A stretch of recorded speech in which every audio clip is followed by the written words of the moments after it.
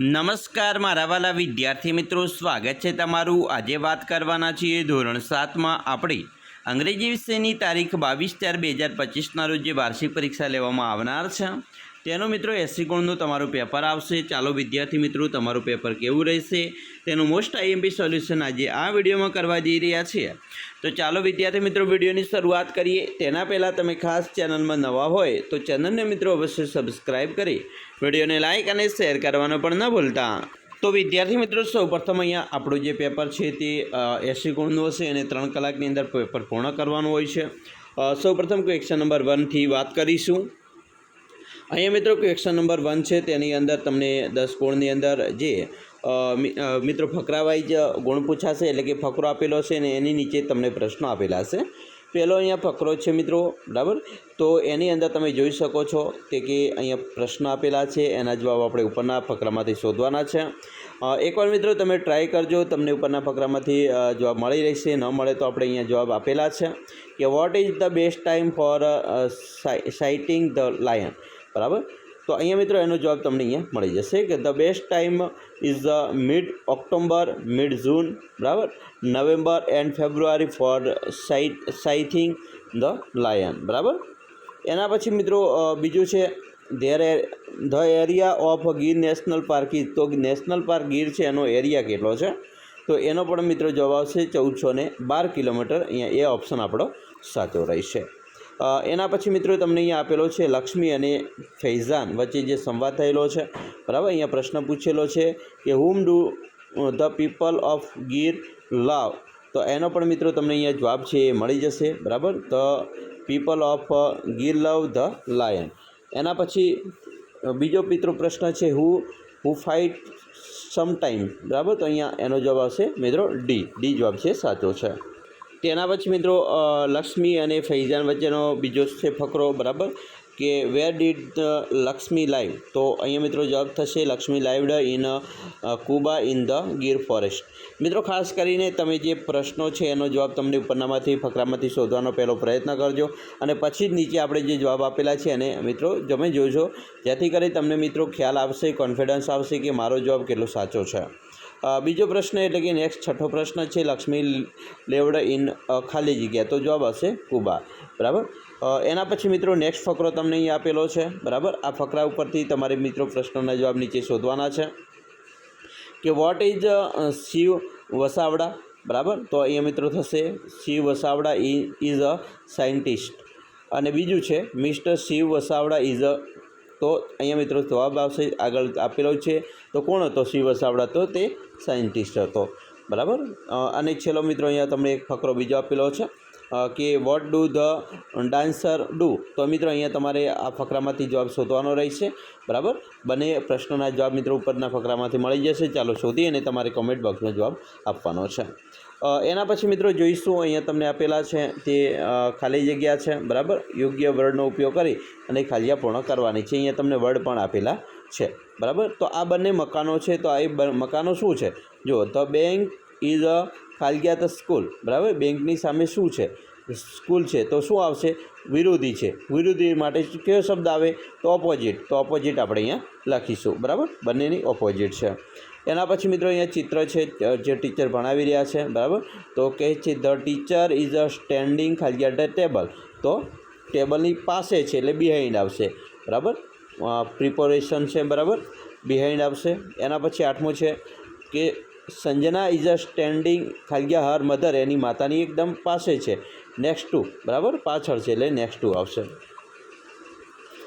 એના પછી મિત્રો અહીંયા તમને આપેલું છે, બરાબર, કે ધ બુક ઇઝ ખાલીયા ધ બેગ, તો બુક એ બેગની અંદર છે એટલે ઇન આવશે, બરાબર, બેગની અંદર હોય તો ઇન આવશે।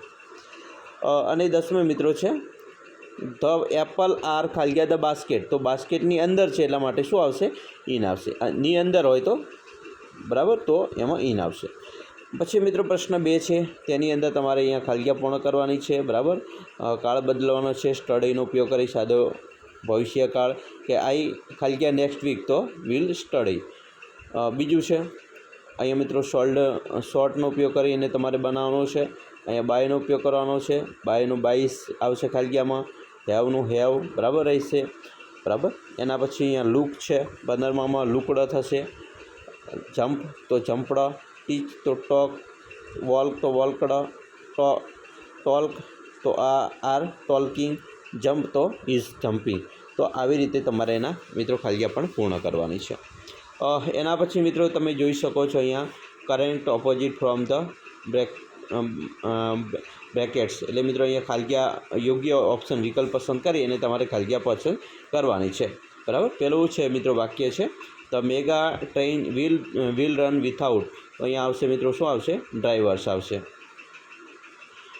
બરાબર. બીજું છે ધ ખાલિયા corridor will contact two parts of Ahmedabad, તો અહીંયા આવશે ઈસ્ટ અને વેસ્ટ. બરાબર. જે કોરિડોર છે એને ઈસ્ટ અને વેસ્ટ દિશા તરફ છે. એના પછી all metro cars will be ખાલિયા, તો અહીંયા આવશે મિત્રો એર કન્ડિટોન્ડ. બરાબર. અહીંયા આવશે મિત્રો એર કન્ડિટોન્ડ.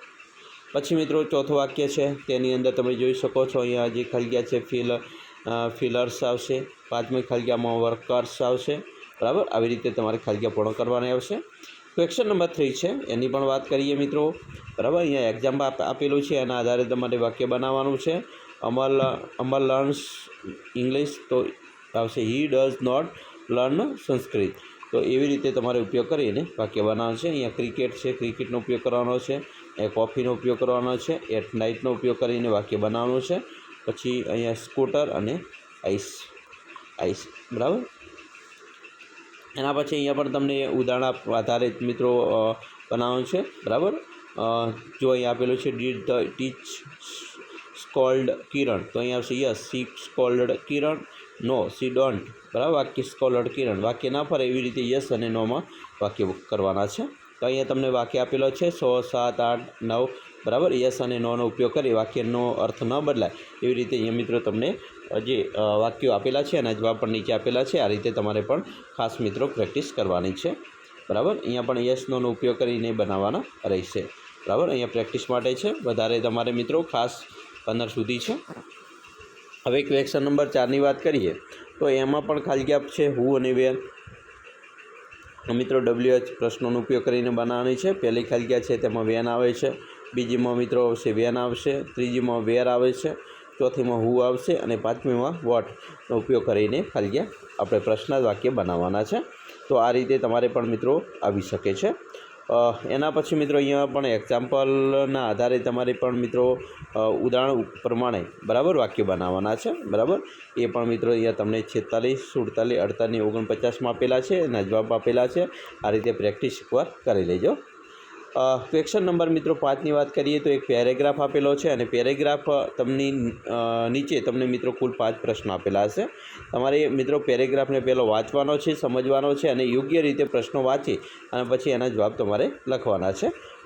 એકવાર મિત્રો પ્રેક્ટિસ માટે તમે એકવાર પ્રશ્ન છે એની ઉપરના આ જે પ્રશ્ન આપેલો છે તો ઉપરના ફકરામાંથી શોધજો અને પછી તમને અહીંયા તમારો જવાબ અને અહીંયા આપણે જવાબ આપેલો છે એ બંને જવાબ કેટલા મેચ થાય છે.